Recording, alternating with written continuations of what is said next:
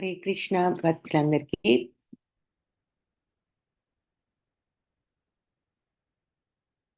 హరే కృష్ణ. కళ్యాణి మాతాజీ, మీరు కో-హోస్ట్ మాతాజీ. హరే కృష్ణ మాతాజీ. హరే కృష్ణ మాతాజీ. ఓం అజ్ఞానతిమిరాంధస్య జ్ఞానాంజనశలాకయా చక్షురున్మిళితం యేన తస్మై శ్రీ గురవే నమః. నమో ఓం విష్ణుపాదాయ కృష్ణప్రేష్ఠాయ భూతలే శ్రీమతే భక్తివేదాంత స్వామి ఇతి నామినే. నమస్తే సరస్వతి దేవి గౌరవాణి ప్రచారిణే నిర్విశేష శూన్యవాది పాశ్చాత్య దేశధారిణే. హే కృష్ణ కరుణా సింధో దీనబంధో జగత్పతే గోపేశ గోపికా కాంత రాధాకాంత నమోస్తుతే. తప్త కాంచన గౌరాంగీ రాధే బృందావనేశ్వరి వృషభానుసుతే దేవి ప్రణమామి హరిప్రియే. జయ శ్రీ కృష్ణ చైతన్య ప్రభు నిత్యానంద శ్రీ అద్వైత గదాధర్ శ్రీవాసాది గౌర భక్త బృంద. హరే కృష్ణ కృష్ణ కృష్ణ హరే హరే, హరే రామ రామ రామ హరే హరే. హరే కృష్ణ.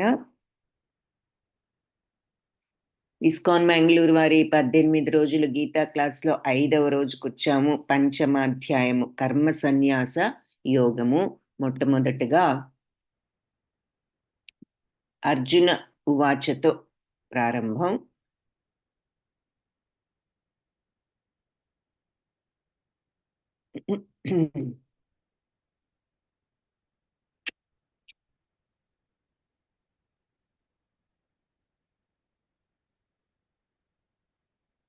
సో అర్జునుడు అంటున్నాడు ఏమని? అర్జున ఉవాచ సన్యాసం కర్మణాం కృష్ణ పునర్యోగం చ శంససి యచ్రేయేతయోరేకం తన్మే బ్రూహి సునిశ్చితం.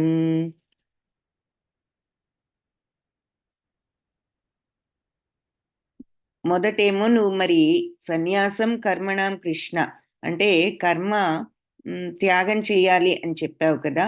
ఇప్పుడేమో పునర్యోగం చే శంససి ఇప్పుడేమో భక్తితో పని చేయాలి, ఇప్పుడేమో పని చేయాలని చెప్తున్నావు. ఈ రెండిట్లో యచ్రేయ ఏతయోరేకం, ఏది శ్రేయస్కరం ఈ రెండింట్లో? తన్మే నువ్వే నాకు బ్రూహి చెప్పు, సునిశ్చితం అంటే క్లియర్గా వివరించు అని చెప్పి అడుగుతున్నాడు. సో ముందేమో కర్మ త్యాగం చేయాలని చెప్పావు కదా, అంటే ఇంకా క్లియర్గా ఈ కర్మయోగం కాన్సెప్ట్ అర్థం కాలేదని మనకి తెలుస్తోంది అర్జునుడి ప్రశ్నను బట్టి. నువ్వు చేయవలసిన పని త్యాగం చేయమని చెప్పావు, ఇప్పుడేమో పని చేయాలి భక్తితో అంటున్నావు. రెండిట్లో ఏది బెటరు అంటున్నాడు. అంటే అసలు పని చేయడమే ఆపివేయాలా?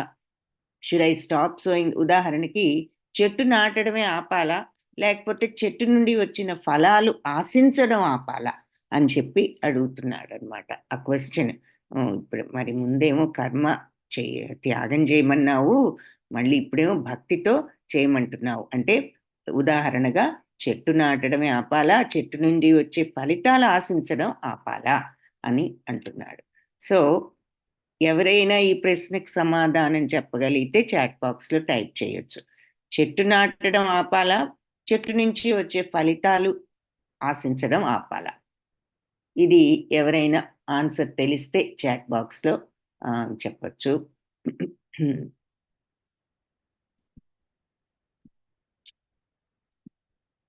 ఈలోపు నెక్స్ట్ శ్లోక చదువుతూ ఉంటాను.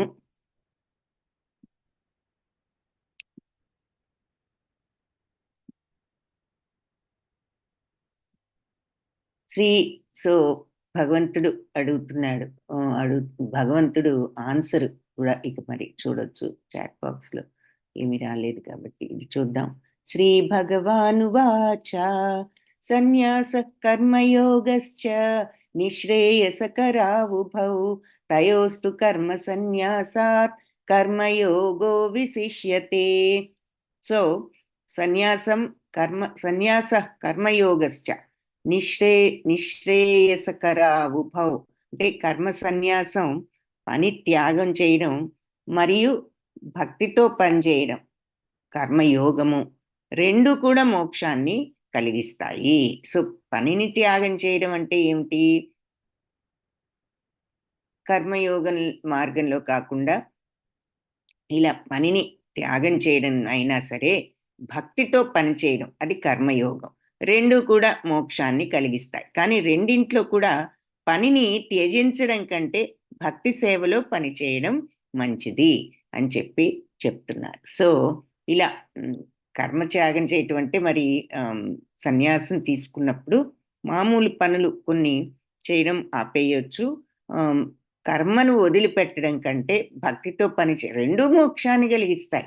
సో రెండిట్లో ఏది శ్రేయస్కరం అంటే రెండు కూడా మోక్షాన్ని కలిగిస్తాయి. కానీ రెండింటిలో కూడా పని చేయడం కంటే భక్తితో పని వదిలిపెట్టడం కంటే భక్తితో పని చేయడం మంచిది అని చెప్తున్నారు. ఇక్కడ మరి కర్మను సన్యసించి మోక్ష మార్గంలో ఉండటం రైట్ సైడ్ చూస్తున్నాం. లెఫ్ట్ సైడ్ పనులు చేస్తూనే మరి ప్రభుపాదని ఎగ్జాంపుల్గా ఆయన చూపిస్తున్నారు. ఆయన అన్ని పనులు చేస్తూనే ఉన్నారు. ఆయన రోజు ప్రసాదాలు వండి అందరికీ అన్నదానాలు చేసేవారు, మరి పుస్తకాలు రాసేవారు, భగవద్గీత భాగవతం ఇవన్నీ కూడా అనువదించారు.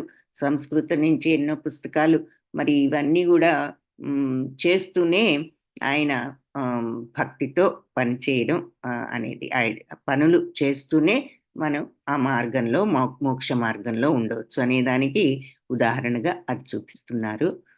అయితే పని చేసేటప్పుడు భక్తితో పని చేయడం అంటే ఎలాగు అంటే do it for me and I will take care of the fruit. పనిని చెయ్యి, అయితే ఎలా చేస్తావు? నాకు సమర్పించి చెయ్యి, అప్పుడు దాని ఫలితం ఏది గురించి నేనే చూసుకుంటాను అని చెప్తున్నారనమాట ఇక్కడ. అది ఎలా ఉంటుంది అంటే భక్తుడు కానివాడైతే ఏ పని చేసినా దాని నుంచి ఏదొచ్చినా ఇదంతా నా గొప్పతనమే, నాదేను ఇదంతా అని భావిస్తాడు. మరి అదే భక్తుడైతే ఏమంటున్నాడు? అంతా భగవత్ ప్రసాదమే ఇది అనే భావంతో ఉంటున్నాడు. పని ఇద్దరూ చేశారు, కానీ ఏ భావంతో చేశారు అన్నది అక్కడ ముఖ్యం.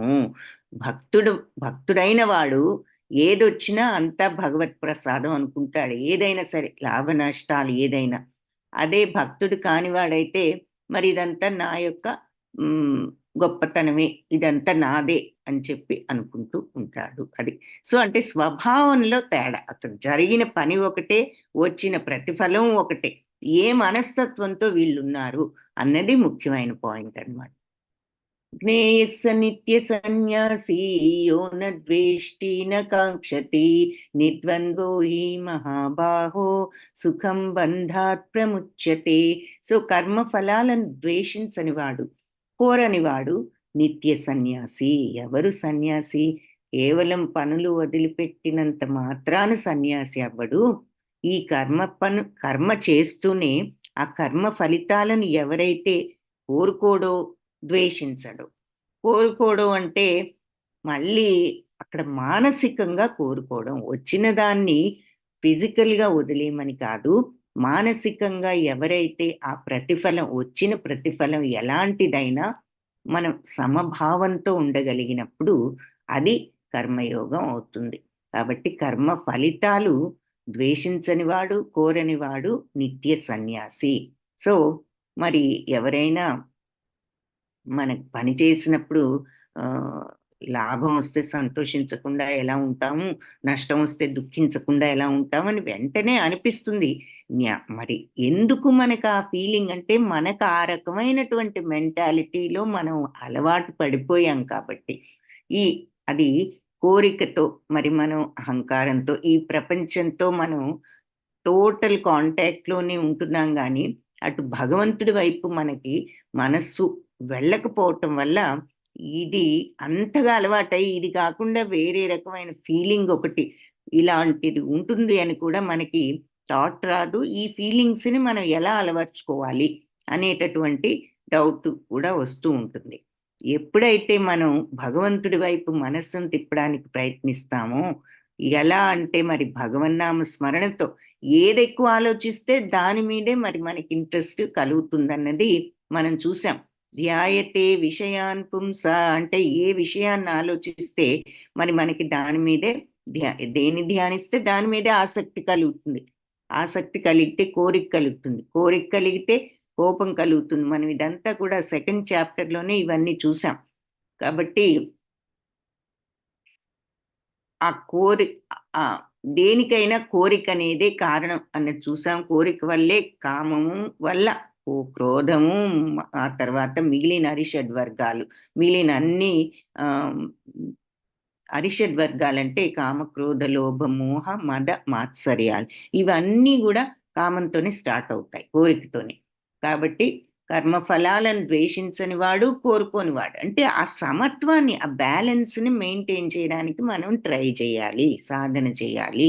ఎలాగూ మరి భగవంతుడు ఈ మెటీరియల్ థింగ్స్ని ఆలోచించడం ఆపి కొంతసేపైనా భగవంతుడి గురించి మనం ఆలోచించడం, ఆయన వైపు దృష్టిని మళ్లించడం చేయడం ప్రారంభించాలి. భగవన్నామ స్మరణ మరి కలియుగంలో అదే గొప్ప మార్గం.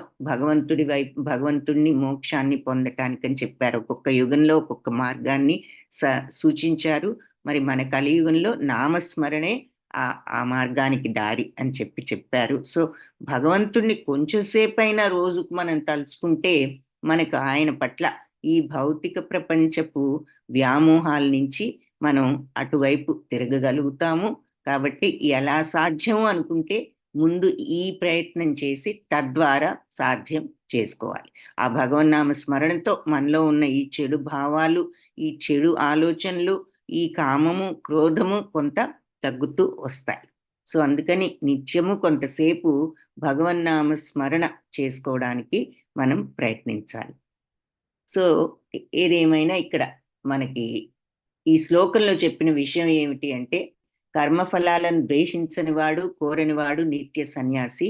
మహాబాహులున్న అర్జున, ఈ ద్వంద్వాలన్నిటి నుంచి బయటపడ్డ ఇలాంటి వ్యక్తి చాలా సులభంగా ఈ భవబంధాల నుంచి విముక్తి చెందుతాడు. సో ద్వంద్వాలంటే ఏమిటి? ఆపోజిట్స్. ఇది ఒక ఇంపార్టెంట్ పాయింట్. ఈ మాట పదే పదే మళ్ళీ వస్తూ ఉంటుంది. సో ఈ పదాన్ని మీరు బాగా అర్థం చేసుకోవడం ఇంపార్టెంట్. ద్వంద్వాలు అంటే ఆపోజిట్స్. ఏం ఆపోజిట్స్? సుఖము, దుఃఖము, లాభము, నష్టము, శత్రువు, మిత్రుడు, ఇవన్నీ ఆపోజిట్స్.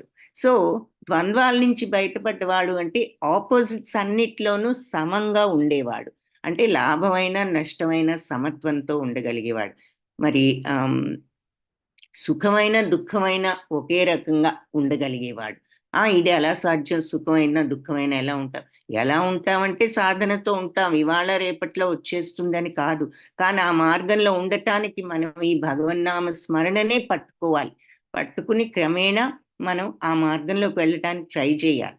మనం అది ఎప్పుడు వస్తుంది అనేది మన సాధనను బట్టి ఉంటుంది. కానీ ప్రయత్నం లేనిది ఏదీ జరగదు. కాబట్టి ఆ మార్గంలో ఉంటే చాలు. అందుకే ముందు మార్గంలో ఉంటే తర్వాత అది ఎప్పుడు వస్తుందో మన యొక్క మార్గాన్ని, మన సాధనని బట్టి వస్తుంది.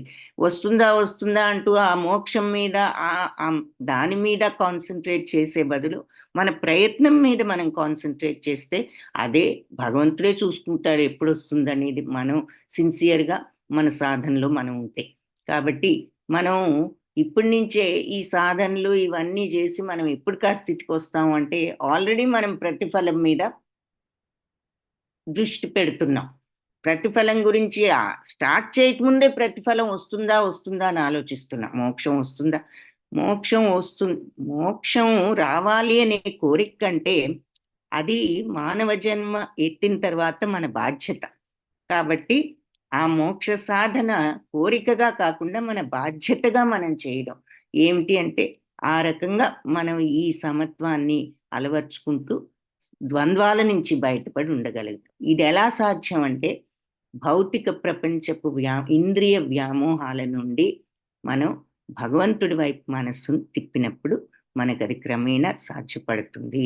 ఎలా తిప్పగలం? ఆయన్ని తలుచుకోవడం ద్వారా. ఎలా తలుచుకోగలం? ఆయన నామస్మరణ చేయడం ద్వారా. ఈ రకంగా మనం క్రమేణా ఈ సమత్వాన్ని అలవర్చుకోవచ్చు. సో ఈ సమత్వం అంటే బాబోయ్ మనం ఏదో సన్యాసులం అయిపోతామేమో, అన్నీ మర్చిపోయి ఇలా ఎలా ఉండగలుగుతాము, మనకి ఫ్యామిలీ ఉంది, అన్నీ ఉన్నాయి, పిల్లలు ఉన్నారు, బంధువులు ఉన్నారు అని థాట్ రావచ్చు. అన్నీ చేస్తూనే మనం ఈ మనసులో ఈ మెంటాలిటీతో, ఈ సమత్వంతో ఉండగలగొచ్చు అని ఇక్కడ చెప్తున్నారు. సో సకల ద్వంద్వాల నుంచి బయటపడ్డ వ్యక్తి భవబంధాల నుంచి విముక్తి చెందుతాడు. భవబంధాల నుంచి విముక్తి చెందుతాడు అంటే అర్థం ఏమిటి? మోక్షం వస్తుంది. అంటే మళ్ళీ మరు జన్మ ఉండదు, ఈ జనన మరణ చక్రం నుంచి విముక్తి వస్తుంది అని అర్థం. సో ఈ శ్లోకంలో భగవంతుడు చెప్పింది ఏమిటి అంటే, మరి కర్మఫలాలను ద్వేషించకుండా, కోరుకోకుండా, రెండూ లేకుండా నీ డ్యూటీ నువ్వు చేసి ఊరుకో అని చెప్తున్నారు కదా. ఎలా చేయాలి పని అంటే, నాకు అర్పించి చెయ్యి, ఆ ప్రతిఫలం ఏదో నేను చూసుకుంటాను, అంటే నేనేది ఇచ్చినా నువ్వు స్వీకరించు సమభావంతో, ప్రసాదం అనుకుని అని చెప్తున్నారు. ఇదేమిటి భగవంతుడు మనం ఇంత కష్టపడితే ఆయన నష్టం ఇచ్చినా మనం స్వీకరించి ఊరుకోవాలా అని మనకు ఒక డౌట్ రావచ్చు. ఏది ఎప్పుడు ఎలా జరగాలో ఆయన ఆ కర్మ లా ప్రకారమే చేస్తున్నారు, కానీ మనకేదో అన్యాయం చేయాలని ఆయన మనకి నష్టం ఇవ్వలేదు. మనం ఇది ప్రపంచం అంతా కూడా ఈ కర్మ అనేటటువంటి ఒక లా ఆఫ్ కర్మ మీద ఆధారపడి ఉన్నది. ఇప్పుడు మనం కోర్టులో మరి ఈ లా బుక్స్ లో కొన్ని రూల్స్ ఉంటాయి, ఈ పని తప్పు, ఈ పని ఒప్పు అని. శాస్త్రాలు చెప్పిన విధంగా మనం ఉంటే అది మన లాస్ ఏమిటి జీవన మార్గంలో అంటే, మరి శాస్త్రాలు కొన్ని రైట్ అన్నాయి, కొన్ని రాంగ్ అన్నాయి, కొన్ని పద్ధతులు చెప్పారు. దాని ప్రకారంగా మనం సరి అయిన మార్గంలో ఉంటే మనకి సరి అయినటువంటి రిజల్టే వస్తుంది ఎప్పటికైనా. మనం సరి అయిన మార్గంలో లేనప్పుడు మన రిజల్ట్స్ కూడా మనం అనుభవించాలి. సో కర్మసూత్రం ఇది. ఆ కర్మసూత్రాన్ని అమలు చేయడం అనేది ఆటోమేటిక్గా ఈ ప్రకృతిలో ఉన్నది. కాబట్టి మనకు ఏది జరుగుతోంది అనేది ఒక రకంగా మనమే బాధ్యులం. సో ఏది మనకు అంటకుండా మోక్షం రావాలి అంటే ఈ సమత్వంతో మనం ఉండగలిగినప్పుడు ఏదీ లేకుండా మన పలక అనేది, మన కర్మ పలక క్లీన్గా ఉంటుంది. అదే పుణ్యం ఉంటే స్వర్గానికి వెళ్తాం, కానీ పుణ్యం కరిగిపోగానే వచ్చేస్తాం మళ్ళీ తిరిగి. మరి అందుకని ఏదీ లేకుండా క్లీన్గా ఉన్నప్పుడు మనకి మోక్షానికి అది దారి. సో భవబంధాల నుంచి విముక్తి చెందే దారి. ఎప్పుడు అలాంటి స్టేజ్ వస్తుంది అంటే, పాపపుణ్యాలు ఏమీ లేని స్టేజి ద్వంద్వాల నుంచి బయటపడ్డ వ్యక్తికి. ద్వంద్వాలంటే మళ్ళీ ఇందాక చెప్పుకున్న ఎగ్జాంపుల్స్. అంటే ఎటువంటి పరిస్థితుల్లో అయినా నీ యొక్క బ్యాలెన్స్ని కోల్పోకుండా నువ్వు సమత్వంతో రియాక్షన్ లేకుండా, రియాక్ట్ అవ్వకుండా ఎలా ఉంటావంటే సాధన. మరి బాగా కోపం వచ్చేవాడు కొంచెం ప్రాక్టీస్ చేస్తే తగ్గించుకోవచ్చు, మర్నాడు ఇంకొంచెం ప్రాక్టీస్ చేస్తే ఇంకో నెలకి ఇంకొంచెం తగ్గించుకోవచ్చు, ఇంకొంచెం ప్రాక్టీస్ చేస్తే నెక్స్ట్ ఇయర్కి ఇంకా తగ్గిపోవచ్చు. అందుకని ఈ రకమైన సాధనలో ఉన్నప్పుడు క్రమేణా మనం ఆ రియాక్షన్స్ ఆపుకోగలుగుతాం. ఎవరైనా ఏదన్నంటే వెంటనే కోపం వస్తుంది. అదే మనం ఏదో అన్నారు, ఎందుకన్నారు, వాళ్ళు ఏ స్థితిలో అన్నారో ఏదో ఒక రకంగా ఇలా సమాధానం పరుచుకుని, వాళ్ళు అన్నంత మాత్రాన్ని మనం అవుతామా అని అనుకున్న ఏదో విధంగా మనం పట్టించుకోకుండా ఉన్నప్పుడు, ఆ క్షమాగుణం ఉన్నప్పుడు, లేదంటే ఇవన్నీ కూడా ఎక్కువగా ఆలోచించకుండా ఉన్నప్పుడు మనకి ఆటోమేటిక్గా ఆ తీవ్రత అనేది తగ్గుతుంది. ఆ కోపం యొక్క తీవ్రత. ఏదో అనుకున్నారు అని ముందు అనుకుంటాం, తర్వాత వాళ్ళ పాపానికి వాళ్ళే పోతారు అనుకుంటాం, ఆ తర్వాత వాళ్ళని మాత్రం పాపానికి పోవాలి అని ఎందుకు అనుకోవాలి అనుకుని వదిలేస్తాం. ఆ తర్వాత ఎవరేదన్నా మనకి అంటదు, మనం పట్టించుకోము. అంటే ఈ మనస్సును ఎఫెక్ట్ కాకుండా చేసుకోగలగటం, మనస్సును సైలెంట్ చేసుకోవటం, ఫీలింగ్స్కి విపరీతంగా, మాటలకు దేనికి రియాక్ట్ అవ్వకుండా మైండ్ని కంట్రోల్ చేసుకోగలుగుతాం. అది క్రమేణా అలవడుతుంది. దానికి కావాల్సింది ఏమిటో కూడా చెప్పుకున్నాము. మరి ఈ విషయాల పట్ల మనస్సును పెట్టకుండా భగవంతుడి వైపుకి తిప్పినట్లయితే ఈ విషయాలు ఏమి మనల్ని బాదర్ చేయవు. ఏ విషయం ఆలోచిస్తే మరి అదే మనల్ని బాదర్ చేస్తుంది. వాళ్ళు ఏదో అన్నారు అనుకుంటే అదే మన మైండ్లో ఉంటుంది. వదిలేసి మనం భగవంతుడి వైపు మనస్సును తిప్పామంటే, ఎగ్జాంపుల్కి మనకి ఏదైనా బాధరేషన్ ఉంటే ఏ సినిమానో పెట్టుకుని కాసేపు మైండ్ డైవర్ట్ చేసుకుందాంలే, ఈ ఈ ఆలోచనలన్నీ లేకుండా అనుకుంటాము. లేదంటే ఏదైనా పాటలు విందాం అనుకుంటాము. లేదంటే బయటికి వెళ్దాం, కాసేపు బజార్ వెళ్దాం, లేదంటే అట్లా ఏదైనా సైట్ సీయింగ్కి వెళ్దాము. ఇలాంటివి ఏదో మైండ్ని డైవర్ట్ చేయటానికి ఇటువంటి ప్రయత్నాలు కొన్ని చేస్తూ ఉంటాం. దీనంతటి బదులు ఇవి చేసుకోవచ్చు కానీ భగవంతుడి వైపు మనస్సును తిప్పితే ఇవన్నీ కూడా మనల్ని ఎప్పటికీ బాధ చేయకుండా ఉండే స్టేజ్కి రావచ్చు. సో మనస్సును తిప్పాలి అంటే మరి ఆయన తలుచుకోవాలి అంటే నామస్మరణ చెయ్యాలి కొంతసేపు అయినా. సో మన మైండ్ని క్రమేణా ఈ ఈ ప్రాపంచిక విషయాల నుంచి అటు ఆధ్యాత్మిక విషయం వైపు మళ్ళించాలి అంటే మరి కొంచెం కొంతసేపైనా రోజులో దానికి కేటాయించాల్సిన అవసరం ఉన్నది. అప్పుడు ఈ ద్వంద్వాల నుంచి బయటపడి రియాక్ట్ అవ్వకుండా ఉండేటటువంటి లక్షణాలు మనలో మెల్లగా డెవలప్ అవుతాయి. సరే, ఇక్కడ వైరాగ్యం అని అంటున్నారు కదా. సో పనులు చేసినా నువ్వు నాకు అర్పించి చెయ్యి. సో ఆ తర్వాత రిజల్ట్ ఏదొచ్చినా భగవత్ ప్రసాదం అని అనుకోవాలి అని చెప్పారు. ఇలా రిజల్ట్ లాభమైన నష్టమైన ఒకే రకంగా ఉండగలిగినప్పుడు ఏం జరుగుతుంది అంటే భవబంధాల నుంచి విముక్తి పొందుతారు అన్నారు. సో ఇదంతా లాభ నష్టాలు ఏదైనా ఒకటే అని అనుకునే ఆ వైరాగ్య మెంటాలిటీ ఏమిటి, దాని గురించి ఎలా అర్థం చేసుకోవాలి ఈ వైరాగ్యాన్ని అని చెప్పి ఇక్కడ ఒక ఎగ్జాంపుల్ చెప్తున్నారు. ఏమిటి, అంబరీష్ మహారాజ్ అని ఒక రాజుగారు, భాగవతంలో స్టోరీ ఇది. ఆయన గొప్ప భక్తుడు. ఆయన యొక్క భక్తి గురించి దుర్వాస మహాముని కూడా విని ఉన్నాడు. విని దుర్వాస మహాముని గొప్ప ముని అయితే ఆయన కొంచెం కోపం ఎక్కువ. ఈయన మీద ఒక రవ ద్వేషం ఏర్పడింది. ఈయన భక్తి గురించి అందరూ చెప్పుకుంటున్నారు గొప్ప భక్తుడని, ఎంతటి భక్తుడో పరీక్షిద్దామని చెప్పేసి శిష్యులతో వెళ్తాడు. వెళ్ళినప్పుడు ఆ రోజు ఈయన ఎన్నో మర్యాదలు చేసి ఆయన్ని భోజనం చేయవలసిందిగా ప్రార్థిస్తే, నేను నా శిష్యులతో స్నానం చేసి వస్తాను, నదికి వెళ్ళి వచ్చిన తర్వాత చేస్తానని వెళ్తారు. అయితే ఆ రోజు ఏకాదశి, ఈయన ఉపవాసంలో ఉన్నాడు అంబరీష్ మహారాజు. అయితే ఈ స్నానానికి వెళ్ళిన దుర్వాస మహాముని మర్నాడు ప్రొద్దున వరకు ఆయన రాలా ఎంతసేపటికి. అయితే ఈ ఉపవాసం చేసేటప్పుడు అది నెక్స్ట్ డే ఒక నిర్ణీత సమయంలో మనం ఉపవాసాన్ని విరమించుకుని కొంచెం ఏదైనా తీసుకోవాల్సిన టైం ఉంటుంది. ఆ టైం దాటిపోయిన తర్వాత తీసుకుంటే ఉపవాస ఫలితం ఉండదు. కాబట్టి ఆ టైం దాటిపోతుంది, ఈయన ఇంకా రాలేదు. సో ఈయన యొక్క ఆస్థాన గురువులు ఉంటారు కదా రాజులకు, వాళ్ళంతానేమో మరి రాజా టైం అయిపోతుంది, మీరు తీసుకోకపోతే ఉపవాస ఫలితం ఉండదు, ఏదో ఒకటి తీసుకోవాలి తప్పదు అంటే ఇంకప్పుడు తప్పనిసరిగా తీసుకోవాల్సి వచ్చి కొద్దిగా మంచినీళ్ళు తీసుకుంటాడు ఆయన. ఆ తరువాత దుర్వాస మహాముని తిరిగి వచ్చి ఆగ్రహించి, నీ అతిథిని నేను వచ్చే వరకు ఆగకుండా నువ్వు ఆల్రెడీ నేను వచ్చేసరికి ఇలా తీసుకుంటూ చాలా తప్పు అని చెప్పేసి ఒక రాక్షసుల్ని సృష్టించి ఆయన మీదకు పంపుతాడు. అయితే ఈయన భగవద్భక్తుడు కాబట్టి విష్ణుమూర్తి వెంటనే ఒక సుదర్శన చక్రాన్ని పంపించి రాక్షసుల్ని వధించి ఆ చక్రం తర్వాత దుర్వాస మహాముని వైపు వెళ్ళడం ప్రారంభించింది ఆ చక్రం. దానితో దుర్వాస మహాముని భయపడి ఆయన బ్రహ్మదేవుడి దగ్గర పరిగెత్తుకు వెళ్తే, బ్రహ్మదేవుడు నా చేతిలో ఏమి లేవు, నువ్వు ఈశ్వరుడి దగ్గరికి వెళ్ళు అంటే, శివుడి దగ్గరికి వెళ్తే ఆయన నువ్వు విష్ణువు దగ్గరికే వెళ్ళాలని పంపిస్తే, చివరికి విష్ణువు దగ్గరికి వస్తే ఆయన నువ్వు అంబరీష్ మహారాజునే శరణు వేడాలి అని చెప్పగా మళ్ళీ తిరిగి వచ్చి అంబరీష్ మహారాజు కాళ్ళ మీద పడటం మనం ఇక్కడ ఈ చిత్రంలో చూస్తున్నాం.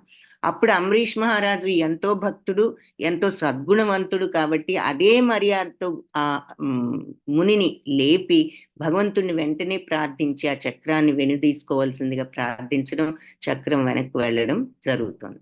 ఈ కథలో మనం ఏం చెప్తున్నారు అంటే, మరి అంత తపశ్శక్తి ఉన్న సన్యాసి అయిన అంటే అన్ని వదిలేసి సన్యాసత్వం తీసుకున్న దుర్వాస మహాముని కూడా కోపానికి ఆగ్రహానికి గురి అయి ఆయన కంటే కూడా అన్ని పనులు చేస్తూ మామూలుగా సంసారం రాజుగా ఉన్నటువంటి అంబరీష్ మహారాజే ఎక్కువ శక్తిని కలిగి ఉన్నాడని మనం ఇప్పుడు చూస్తున్నాం. దేనికి ఎక్కువ శక్తిని కలిగి ఉన్నాడు అంటే భక్తి భావంతో ఉన్నాడు కాబట్టి, అన్నీ భగవంతుడికి సమర్పించి చేస్తున్నాడు కాబట్టి ఆయనకు ఆ శక్తి. సో చివరికి ఆ భావం అనేది ఎక్కువ ఇంపార్టెంట్, నువ్వు ఏ మార్గంలో వెళ్ళినా కూడా అనేది ఇక్కడ మనకు తెలుస్తోంది.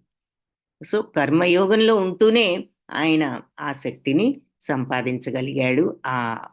తన యొక్క మనస్సును కంప్లీట్గా భగవంతుడికి సమర్పించబట్టి. యోగయుక్తో విశుద్ధాత్మా విజితాత్మా జితేంద్రియః సర్వభూతాత్మభూతాత్మా కుర్వన్నపి న లిప్యతే. సో భక్తితో పనిచేసేవాడు విశుద్ధాత్ముడు. అంటే శుద్ధమైన ఆత్మ. ఆత్మ ఎప్పుడు శుద్ధమే. ఇక్కడ ఆత్మ అంటే రెఫరెన్స్ ఒక్కొక్కసారి మనస్సుకు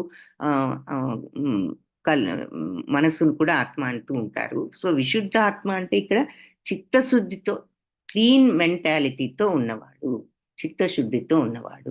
మనోజయం, మనస్సును జయించినవాడు. మనస్సును జయించడం అన్నిటికంటే ముఖ్యం. ఎందుకు? మరి ఇంద్రియ నిగ్రహం ఉండి సమస్త జీవులలో ఉండే ఆత్మ మన ఆత్మ ఒకటే అని తెలుసుకున్నవాడు కర్మలు చేసినా కూడా ఎలాంటి దోషము వాళ్లకు అంటదు.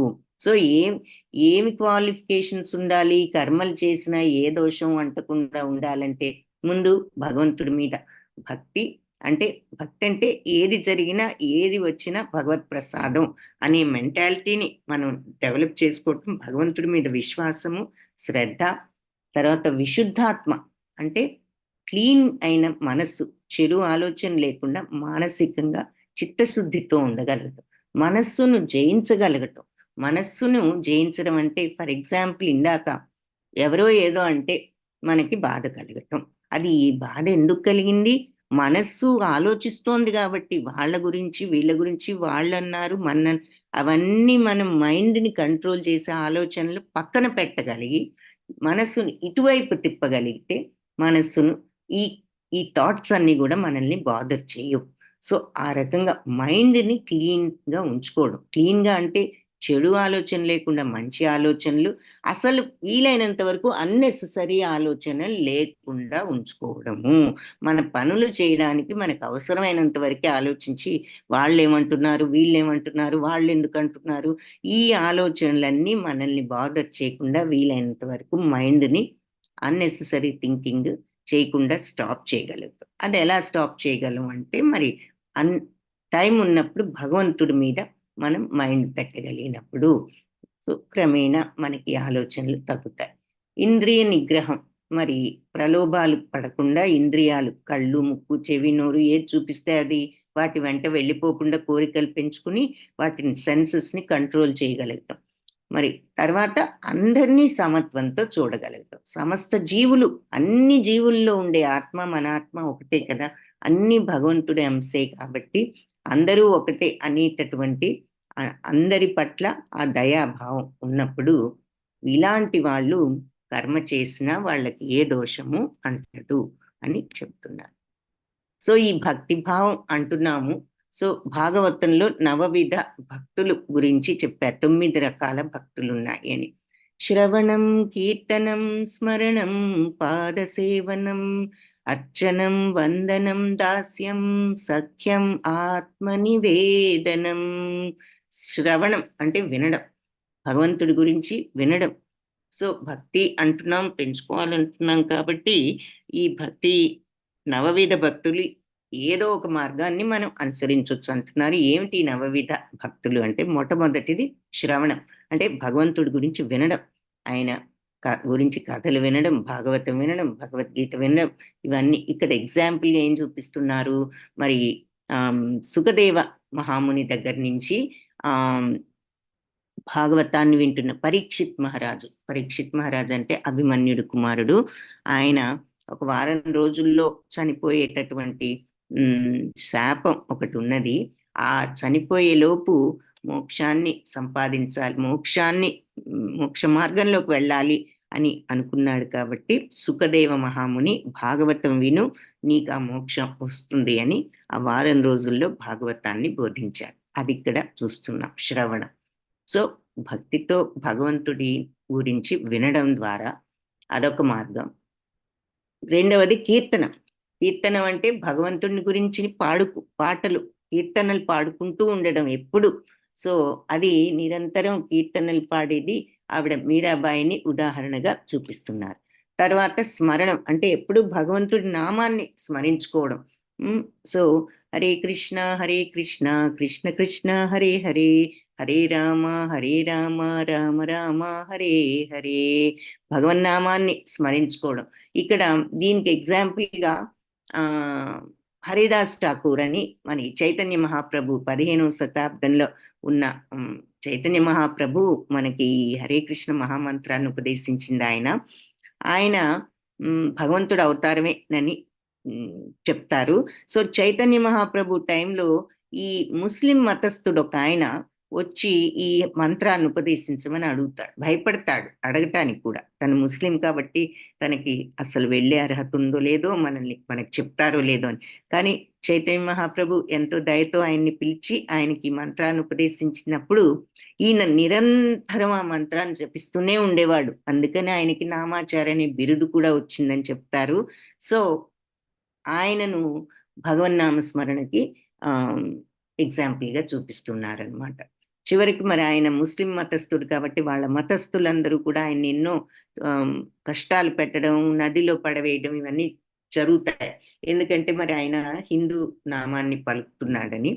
కానీ ఆయన ఆపకుండా చివరి వరకు ఆ నామాన్ని జపించి చివరికి చైతన్య మహాప్రభు చేతిలో మోక్షాన్ని పొందాడు. ఆయన్ని స్మరణానికి ఉదాహరణగా చూపిస్తున్నారు. పాదసేవనానికి మరి లక్ష్మీదేవే పెద్ద ఉదాహరణ. ఆమె ఎప్పుడు నిత్యము భగవంతుడి పాదాల దగ్గరే ఉంటారు కాబట్టి పాదసేవనానికి లక్ష్మీదేవిని ఉదాహరణగా చూపిస్తున్నారు. అర్చనం అంటే భగవంతుడిని ప్రార్థించటం. దీనికి పృథు మహారాజుని ఆ తర్వాత అక్రూరుడిని కూడా ఎగ్జాంపుల్స్‌గా చెప్తారు. అక్రూరుడు అంటే కంసుడు తమ్ముడు, శ్రీకృష్ణుడికి మేనమామ అంటే దేవికి కూడా సోదరుడు. ఆ తర్వాత వందనం అన్నదానికి ధ్రువ మహారాజు.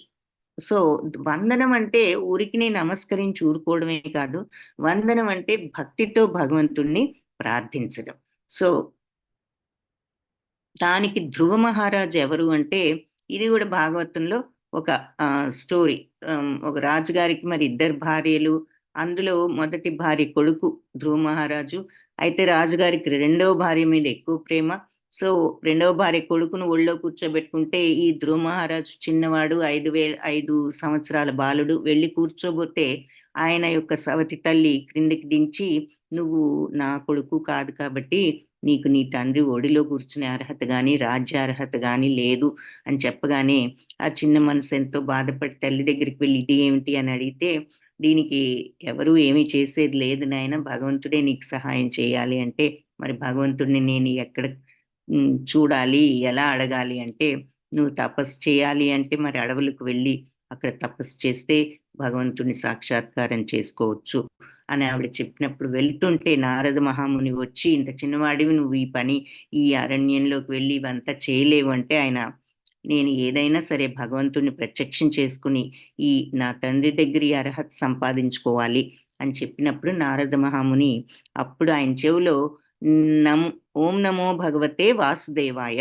అనే మంత్రాన్ని ఒకటి ఉపదేశించి ఈ మంత్రాన్ని చెప్పుకోమని చెప్పినప్పుడు ఇక అడవికి వెళ్ళి ఆ మంత్రాన్ని జపిస్తూ మరి పాపం మొదట్లో అప్పుడప్పుడు ఆకులు, పళ్ళు ఏవో తింటూ, ఆ తర్వాత క్రమేణా అవి మానేసి నీరు మాత్రమే తాగుతూ, ఆ తర్వాత అది కూడా మానేసి గాలి మాత్రమే పీలుస్తూ, ఆ తర్వాత గాలి పీల్చడం కూడా ఆపేసి తపస్సు చేస్తే ఈ తీవ్రమైన తపస్సుకు 6 నెలలు ఈ రకంగా చేసేసరికి ఈ తీవ్రతకు ఈ ఋషులు, ఈ ప్రపంచం అంతా కూడా మరి కంపించడం జరిగినప్పుడు శ్రీ మహావిష్ణువు దగ్గరికెళ్ళి ఋషులందరూ ఈ విషయం గురించి విన్నవించినప్పుడు ఇక భగవంతుడు ప్రత్యక్షం కావడం. తీరా భగవంతుడు ప్రత్యక్షమైన తర్వాత తన కోరికనే మర్చిపోయి ఎంతో భక్తితో ఏం కావాలి అని ఆయన అడిగినప్పుడు నిన్ను స్తుతించటానికి తగ్గ భాషను ప్రసాదించమని అడగటం జరుగుతుంది. ఎందుకంటే చిన్నవాడు కాబట్టి భాష కూడా రాదు భగవంతుణ్ణి ఎలా ప్రార్థించాలి అన్నది. కాబట్టి ఆ భాషను ఇవ్వమన్నప్పుడు భగవంతుడి అనుగ్రహంతో ఆయన భగవంతుడిని ఎన్నో రకాలుగా స్తుతించటం జరిగింది. ఆ తర్వాత భగవంతుడు ఆయన రాజ్యాన్ని తరువాత ఆయన ఆ జన్మ అయిపోయిన తర్వాత ధ్రువలోకాన్ని కూడా ఆయనకి ఇచ్చారు అని చెప్తారు. ఆ ధ్రువలోకం ఏమిటి అంటే మనకి ఈ రోజున ఆకాశంలో ధ్రువ నక్షత్రం అని కనిపిస్తూ ఉంటుంది. అన్ని నక్షత్రాల కంటే కొంచెం బ్రైట్‌గా ఉంటుంది ఆ ధ్రువ నక్షత్రం. సో, అది ధ్రువలోకము. అది ఆయన యొక్క లోకం అన్నమాట. సో, ఆ ధ్రువ మహారాజుని వందనానికి ఎగ్జాంపుల్‌గా చూపిస్తున్నారు. నెక్స్ట్ దాస్యం. దాస్య భక్తి. అది దానికి గొప్ప ఉదాహరణ హనుమాన్‌జీ. సో, హనుమంతుడిని మించిన దాస్య భక్తి మరి గొప్ప ఎగ్జాంపుల్ ఇంకొకటి లేదు. సో, ఆయన దానికి ఉదాహరణ. తర్వాత సఖ్యం అంటే భగవంతుడిని ఒక స్నేహితుడిగా కూడా మనం భక్తి భావాన్ని ఆ రకంగా పెంచుకోవచ్చు. సో, అర్జునుడు దానికి గొప్ప ఉదాహరణ.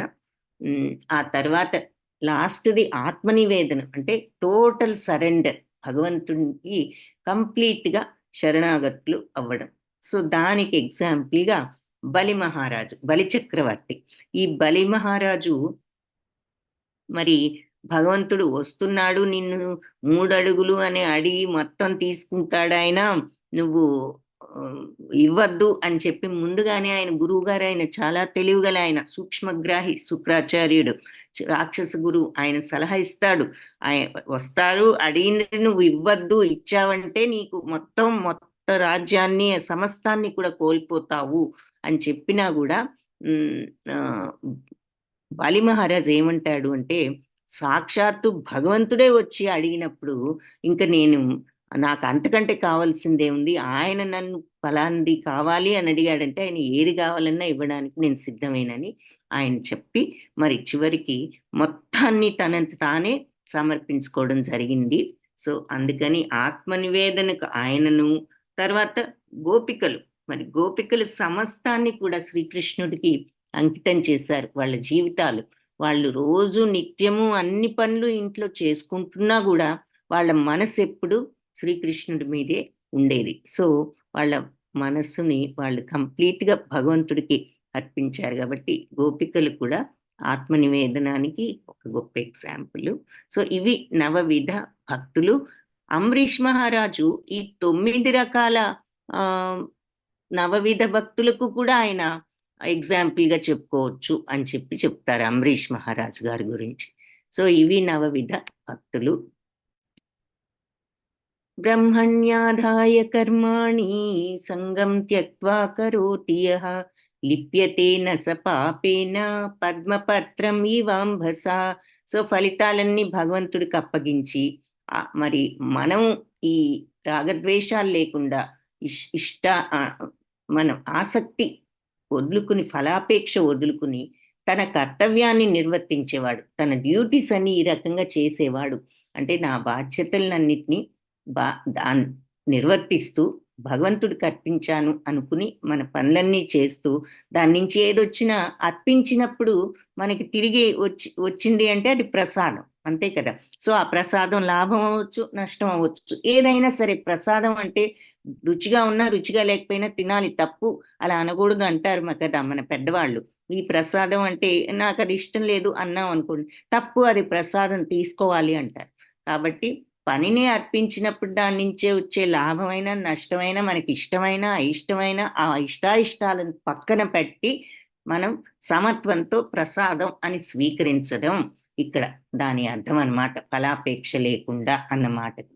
సో, అది లేకుండా కర్తవ్యాన్ని నిర్వర్తించేవాడు తామరాకు మీద నీటి బొట్టు ఉన్నా గూడా ఆకెలా అయితే తడవకుండా ఉంటుందో, అలా అతను ఆ పని వల్ల వచ్చే చర్యల వల్ల, రియాక్షన్స్ వల్ల, కర్మ ఫలితాల వల్ల ప్రభావితుడు కాడు అని చెప్తున్నారు.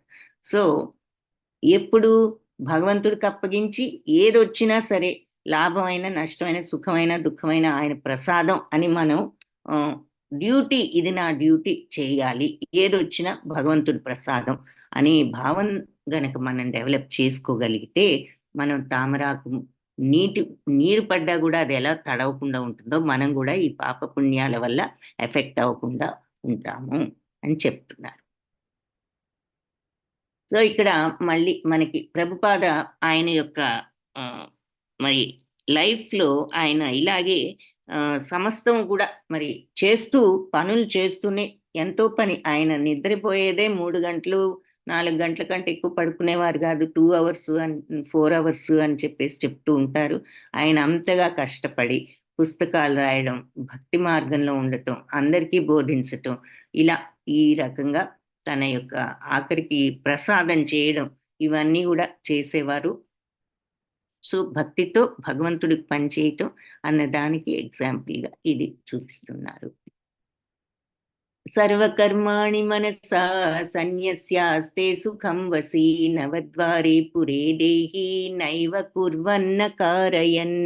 సర్వకర్మాణి మనస, అన్ని కర్మలు మనస్సుతో సన్యస్యాస్తే సుఖం వసి, అలా అన్ని కర్మలు కూడా మనస్సుతో సన్యసిస్తే వాళ్ళు ఈ నవద్వారే పురే దేహి 9 ద్వారాలున్న దేహంలో సంతోషంగా ఉంటారు అని చెప్తున్నారు. సో కర్మ చేయకుండా, కర్మ చేయటానికి కారణం కాకుండా 9 కారణాలు ఉన్న నగరంలో సంతోషంగా నివసిస్తారు. కర్మ చేయకుండా అంటే అన్ని పనులు చేస్తున్నా కూడా ఎవరైతే వాళ్ళ యొక్క స్వభావాన్ని నియంత్రించి, అంటే ఈ రియాక్షన్స్ అనేవి ఆపేసి, ఈ రియాక్షన్స్ ఎందుకు వస్తాయి? మనకున్న గుణాలను బట్టి వస్తాయి. సత్వరజస్తమో గుణాలు. మంచితనం ఉంటే మంచి ఆలోచనలు, చెడు రజోగుణం ఉంటే స్వార్థపూరితమైన ఆలోచనలు, తమో గుణం ఉంటే అజ్ఞానంతో కూడుకున్న చెడు ఆలోచనలు రావచ్చు. కాబట్టి ఈ ఆలోచనలన్నీ కూడా ఎందుకు వస్తున్నాయంటే మన స్వభావాన్ని బట్టి వస్తున్నాయి. ఎవరైతే ఈ స్వభావాన్ని కంట్రోల్ చేసి, గుణాలను కంట్రోల్ చేసి అన్ని పనులను కూడా మానసికంగా త్యజించండి. పన్ను మానేయండి అంటే ఫిజికల్గా పని చేయటం మానేయమని కాదు.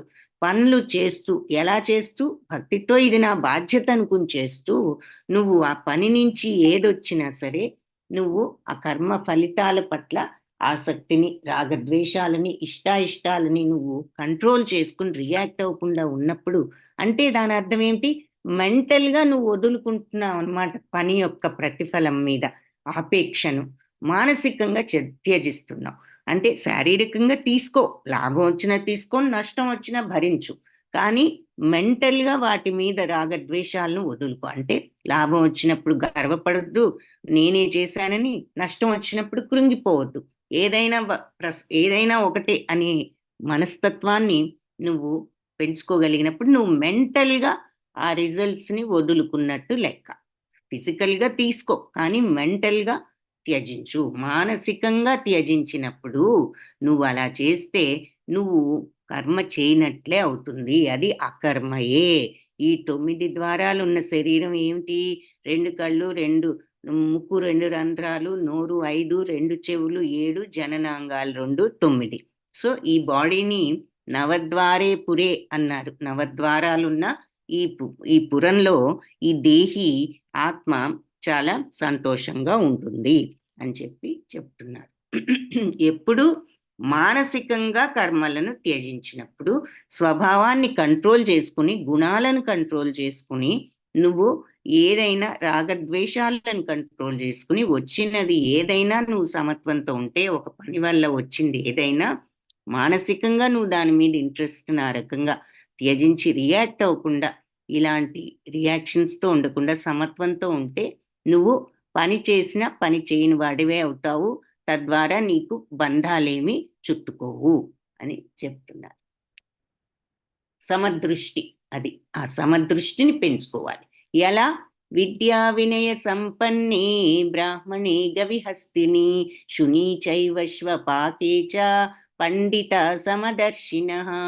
విద్యా వినయ సంపన్నులైన బ్రాహ్మణులు, గవి అంటే గోవును, హస్తిని ఏనుగును, శుని కుక్కను, చైవశ్వపాకేచ మాంసం తినేవాడినైనా, పండితులు అంటే యోగ్యులు, సమదర్శిన సమదృష్టితో చూస్తారు. సో వినమ్రులైన యోగులు నిజమైన జ్ఞానబలంతో విద్యా వినయాలున్న బ్రాహ్మణునైనా, గోవునైనా, ఏనుగునైనా, కుక్కనైనా, ఎవరినైనా, మాంసం తినేవాళ్ళనైనా అందరినీ సమదృష్టితో చూస్తారు అని చెప్తున్నారు. ఇక్కడ మరి ప్రతి దానిలో కూడా ఆత్మ ఉన్నది. ఆ భగవంతుడి యొక్క అంశయే ఈ ఆత్మ. ఆయన సచ్చిత్తానంద స్వరూపుడు, ఆత్మ కూడా సచ్చిత్తానంద స్వరూపం. అందుకని ఎందుకు అంటే ఆయన అంశ కాబట్టి. కాబట్టి మనందరిలో ఉన్నా కూడా ఈ సచ్చితానంద స్వరూపమైన ఆత్మ మనం ఎందుకు చూడలేకపోతున్నాము అంటే కోరిక వల్లే అని మనం తర్వాత వివరంగా చూస్తాం నెక్స్ట్ చాప్టర్స్. ప్రస్తుతం మనం తెలుసుకోవాల్సింది అన్నిట్లో ఉన్నది భగవదంశ అయినటువంటి ఆత్మ.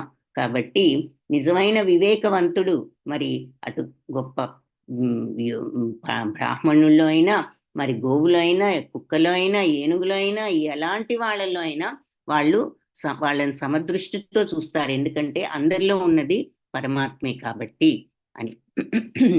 సో పండితుడు సమదర్శిన, ఆయన పరమాత్మను అందరిలో చూస్తాడు కాబట్టి ఆయనకు అందరూ ఒకటే అన్నది చెప్తున్నారు. అంటే ఇక్కడ మనకి ఏనుగులో పరమాత్మ, ఈ వినయ సంపన్నుడైన బ్రాహ్మణుల్లో పరమాత్మ, గోవులో పరమాత్మ, కుక్కలో పరమాత్మ, వీళ్ళందరిలో పరమాత్మను ఈ వివేకవంతుడు చూస్తున్నాడు అన్నది. అంటే ప్రతి ఒక్కరిలో ఉన్నది భగవంతుడే అనేటటువంటి మెంటాలిటీతో మనం అందరి పట్ల కూడా వాళ్ళంత చెడ్డవాళ్ళు, మనకింత చెడు చేసే వాళ్ళని ఎలా చూస్తామంటే అది అది వాళ్ళ అజ్ఞానం. మనం మళ్ళీ ఈ భౌతిక ప్రపంచ స్వభావంతోనే ఆలోచిస్తున్నాం. కాబట్టి వీటన్నిటికీ కూడా కారణం ఏమిటి అంటే మరి కామము, క్రోధము వీటితో కప్పబడి ఈ ఆత్మ యొక్క గొప్పతనాన్ని మనం గ్రహించడం లేదు అనే విషయం వివరంగా మళ్ళీ తర్వాత చాప్టర్స్లో చూస్తాము. బట్ అందుకని ఎవరైనా ఈ భౌతిక స్వభావాన్ని అలవర్చుకుని ఇలా అయిపోతున్నారు కానీ ఎసెన్షియల్గా ప్రతి ఒక్కళ్ళు కూడా భగవంతుడి అంశైన సచ్చిత్తానంద స్వరూపులే అన్నది ఆ వివేకవంతులు గుర్తుంచుకుని వాళ్ళందరినీ సమత్వంతో చూస్తారు. ఏ హి సంస్పర్శజా భోగా దుఃఖయోనయ ఏవతే ఆద్యంతవంత కౌంతేయ నతేషు రమతే బుధః. సో ఈ సంస్పర్శజా భోగం వల్లనే మనకి దుఃఖాలన్నీ వస్తాయి అన్నది బుద్ధిమంతుడైన వాడు అర్థం చేసుకుంటాడు. సంస్పర్శజా భోగాలంటే మరి కాంటాక్ట్తో వచ్చేటటువంటి ఈ ఈ కోరికలు, భోగాలు మీద ఆశ. అది కాంటాక్ట్ అంటే దేంతో కాంటాక్ట్? ఈ భౌతిక ప్రపంచంతో కాంటాక్ట్ ఉండకుండా ఎలా ఉంటుంది అంటే కాంటాక్ట్ ఎంతవరకు ఉండాలంటే ఈ కోరికలు విపరీతంగా పెంచుకోకుండా ఉండేంత వరకు ఉండాలి. మన డ్యూటీస్ మనం చేసుకుంటూ. ఈ కోరికలు సంస్పర్శజా భోగాలంటే మన ఇంద్రియాలు ఇలా చూపించి పెట్టడం వల్ల మనకి కలిగే ప్రలోభాలు. ఎగ్జాంపుల్ కళ్ళు, ఏదైనా చూసినప్పుడు మనకు అవసరం లేకపోయినా అది బాగుంది అంటే కొనుక్కోవాలనిపిస్తుంది. అలాగే చెవులు మనకి ఈ ఎవరైనా ఏదైనా ఎవరి మీదైనా గాసిప్ చెప్పుకుంటున్నప్పుడు వినాలి అని అనిపించడం. ఆ తర్వాత నోరు వద్దు అని మాట అనకూడదని తెలిసినా కూడా అనేయడం త్వరగా కంట్రోల్ లేకుండాను. ఇలా మనకి ఇంద్రియాలు ఎన్నో ప్రలోభాలతో తప్పు మార్గాలు పట్టిస్తూ ఉంటాయి మనల్ని. కాబట్టి అవి ఎందుకు ప్రలోభాలు పెడుతున్నాయంటే మనం ఈ ప్రపంచంలో ప్రతి విషయానికి రియాక్ట్ అయిపోతున్నాం. అవి చూపిస్తున్నాయి, మనం రియాక్ట్ అయిపోతున్నాం. కాబట్టి ఈ కాంటాక్ట్తో ఈ రకంగా రియాక్ట్ అయిపోతున్నప్పుడు మనకి ఈ దుఃఖాలన్నీ కలుగుతున్నాయి. ఏది మరి కోపాలు, తాపాలు, ఈర్ష్యలు, అసూయలు ఇవన్నీ సుఖమా? మెంటాలిటీకి ఎప్పుడు దుఃఖమే. ఇలాంటి ఫీలింగ్స్ ఉన్నప్పుడు ఎప్పుడు మనశ్శాంతితో ఉండలేం.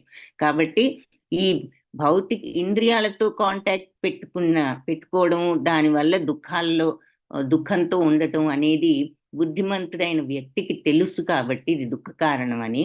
అతని భౌతిక ఇంద్రియాలతో సంబంధం కలిగించేటటువంటి దుఃఖ కారణాలలో పాల్గొనడు బుద్ధిమంతుడు అని చెప్తున్నారు. కుంతి కుమారుడ ఆద్యంతవంత కౌంతేయ అంటే ఈ ఇంద్రియాల వల్ల వచ్చే ఆనందాలకి ఆది ఉంటుంది, అంతం ఉంటుంది. ఆది అంతం ఉంటుంది. ఏ ఆనందమైన ఇంద్రియాలు ఇచ్చే ఆనందానికి బిగినింగ్ ఉంటుంది, ఎండ్ ఉంటుంది. ఫర్ ఎగ్జాంపుల్ సోఫా కొనుక్కోవచ్చు, బెడ్ కొనుక్కోవచ్చు, కారు కొనుక్కోవచ్చు, ఫోన్ కొనుక్కోవచ్చు, ఆఖరికి పెద్ద ఇల్లు కొనుక్కోవచ్చు. మరి ఏదైనా కొన్నాళ్ళు ఉంటుంది ఆనందం. ఒక వారమో, 10 రోజులు, నెల రోజులు, సంవత్సరం, 5 సంవత్సరాలు. ఆ తర్వాత ఇంకేదో కోరిక వచ్చి అది లేదనే దుఃఖం వస్తుంది. కాబట్టి ఏ ఆనందం కూడా పర్మనెంట్ కాదు. అది దానికి ఒక బిగినింగ్ ఉంటుంది, డెఫినెట్గా ఎండ్ కూడా ఉంటుంది అని చెప్తున్నారు. ఏ ఆనందం అంటే ఈ భౌతిక ప్రపంచపు కాంటాక్ట్ ఉండి ఇంద్రియ ప్రలోభాల వల్ల మనకు కలిగే కోరికలు అవి తీర్చుకున్నా కూడా ఆ ఆనందం అనేది ఎప్పటికీ ఉండేది కాదు. దానికి ఒక బిగినింగ్ ఉంటుంది, ఎండింగ్ కూడా ఉంటుంది. ఏది పర్మనెంట్గా ఇలాంటి ఆనందాలు ఉండవు. కాబట్టి వివేకవంతుడు ఇలాంటి ఆనందాల్లో ఆనందాన్ని పొందడు. ఇవన్నీ టెంపరరీ. నేను కారు కొనుక్కోవచ్చు, ఫోన్ కొనుక్కోవచ్చు, సోఫా కొనుక్కోవచ్చు, ఇల్లు కొనుక్కోవచ్చు, వందల ఎకరాలు కొనుక్కోవచ్చు, స్థలాలు కొనుక్కోవచ్చు, ఎంతో ధనాన్ని సంపాదించవచ్చు. కానీ ఇవన్నీ నాకు ఆనందాన్ని, పర్మనెంట్ ఆనందాన్ని ఇస్తాయా? ఏదో ఒక విషయంలో నీకు ఎప్పుడూ ఏదో ఒక వరియో దుఃఖమో ఉంటూనే ఉంటుంది. కాబట్టి వివేకవంతుడు ఇలాంటి ఇంద్రియ సుఖాలలో ఆనందాన్ని పొందడు. ఎగ్జాంపుల్, ఈ ఇంద్రియాలలో ప్రలోభాల్లో పడిపోయి మనం ఆనందం అనుకుంటాము, చివరికి దుఃఖంలోనే మునుగుతాం అని చెప్తూ ఎగ్జాంపుల్స్ ఏం చెప్తున్నారు? ఈ అగ్ని ముందు ఈ పురుగులు ఉంటాయి, లైట్ వైపు వెళ్ళిపోతూ ఉంటాయి, పాపం తెలియక. బ్రైట్గా ఉంది లైట్, బాగుంది అనుకుని వెళ్తాయి, అక్కడే మాడిపోతాయి. అలాగే మరి తామరాకులో ఈ తుమ్మెద వెళ్తుంది తామర పూలోకి, ఆ తర్వాత నైట్ వరకు ఉండి ఈ తామర పువ్వు మూసుకుపోతే అది లోపలే చిక్కుకుపోయి అక్కడే దానికి ఎండింగ్ వస్తుంది. అలాగే పెద్ద చేప చిన్న చేప, పెద్ద చేప చిన్న చేప చూసి వెళ్ళి గాలానికి విరుక్కుపోతుంది. తర్వాత లేడీ కూడా మ్యూజిక్ అంటే దానికి పాపం ఇష్టం. ఆ మ్యూజిక్కి అది ఆకర్షితురాలై ఈ వేటగాళ్ళ చేతుల్లో పడిపోతూ ఉంటుంది. అలాగే మరి ఏనుగు, ఆడ ఏనుగు వైపు వెళ్తూ ఉంటుందని తెలిసి ఆ రకంగా ఏనుగులకి ఆ ట్రాప్ వేసి వాటిని పడుతూ ఉంటారు. సో ఇంద్రియ ప్రలోభానికి గురి అయినప్పుడు ఏ రకంగా మనకి చివరికి ఇలా దుఃఖం అనేది కలుగుతుంది అనే కొన్ని ఎగ్జాంపుల్స్ ఇక్కడ చూపిస్తున్నారు. భోక్తారం యజ్ఞ తపసాం సర్వలోక మహేశ్వరం సుహృదం సర్వభూతానాం జ్ఞాత్వా మాం శాంతి మృచ్చతి. కాబట్టి ఈ ఇంద్రియ సుఖాలు ఏవి పర్మనెంట్ కాదు, పర్మనెంట్ ఆనందాన్ని కలిగించలేవు. కానీ భోక్తారం యజ్ఞ తపస్సాం అంటే యజ్ఞ తపస్సులన్నిటికీ చరమభోక్త భగవంతుడని, సర్వలోకానికి మహేశ్వరుడని, సుహృదం సర్వభూతానాం అంటే అన్ని జీవరాశులను మంచి కోరేవాడని, భగవంతుడిని ఈ రకంగా జ్ఞాత్వా మాం ఈ రకంగా నన్ను అర్థం చేసుకున్న వాళ్ళు శాంతి మృచ్చతి శాంతిని పొందుతారు అని చెప్పి ఇక్కడ ఎగ్జాంపుల్గా మరి గోపబాలురు వీళ్ళంతా భగవంతుడికి చల్దులా అరగించుట అని మనకి చిన్నప్పుడు భాగవతంలో విషయాలు, ఒక పద్యాలు కూడా వస్తూ ఉంటాయి. అంటే వీళ్ళంతా పాపం చద్దన్నం తీసుకుని ప్రొద్దున్నే గోవులను తీసుకుని వెళ్ళేవారు. మరి అందరూ కూర్చుని అక్కడికి వెళ్ళిన తర్వాత వాళ్ళ భోజనం తినే సమయంలో ప్రతి ఒక్కళ్ళు ఒక ముద్దను భగవంతుడికి అందించేవారు. వాళ్ళు ప్రేమతో భక్తితో భగవంతుడిని ముందు ఆయనకు అందించేవారు. సో భోక్తారం యజ్ఞ తపస్సాం ఆయనకి పెట్టి వాళ్ళు తింటూ ఉండేవారు ఆ ప్రేమతో. సో అన్ని యజ్ఞాలకు తపస్సులు అన్నీ ముందు భగవంతుడికే అర్పించాలి.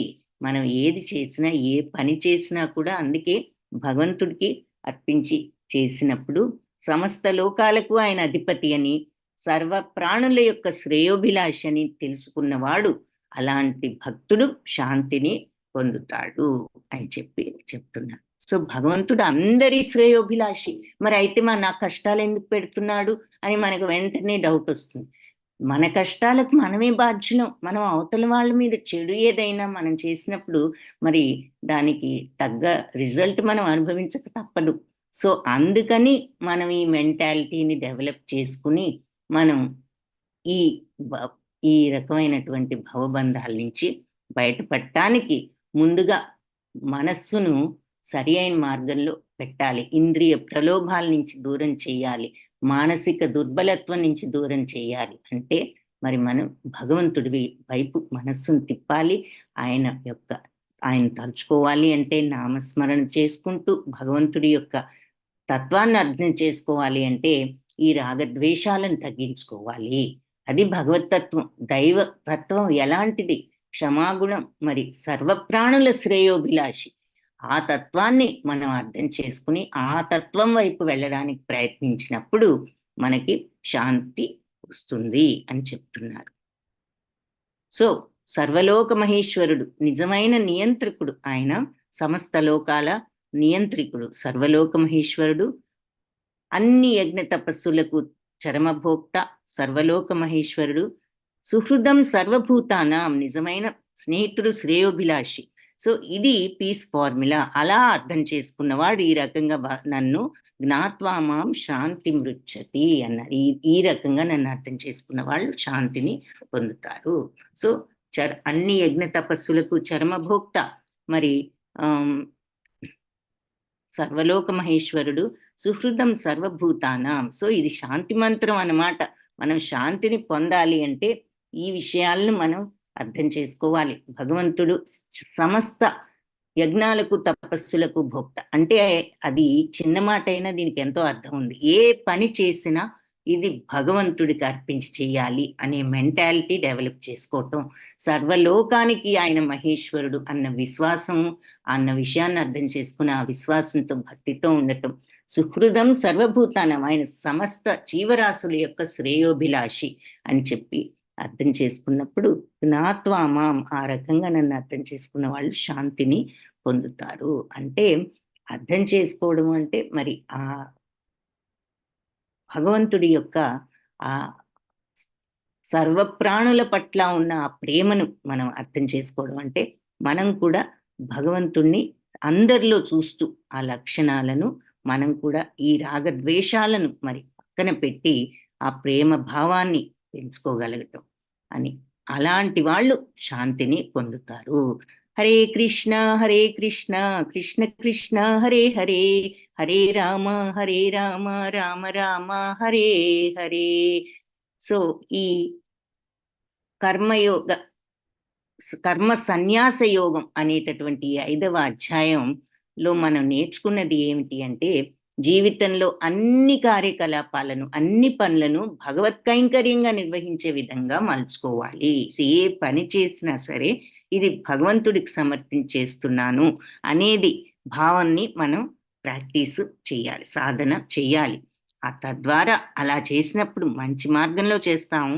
ఆ రకంగా చేయడంలో అర్థం ఏమిటంటే, భగవంతుడికి అర్పించాము అంటే దాని నుంచి ఏదొచ్చినా ఆయన ప్రసాదమే.